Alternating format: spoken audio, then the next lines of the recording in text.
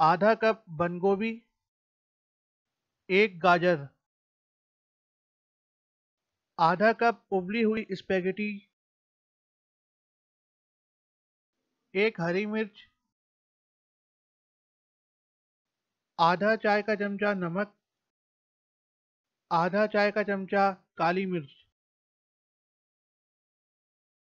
Mix कर लें।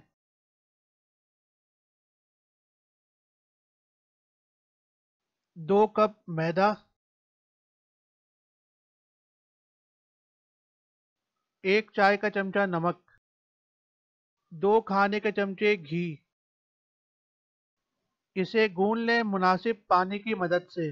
अब इसके पेड़े बना लें।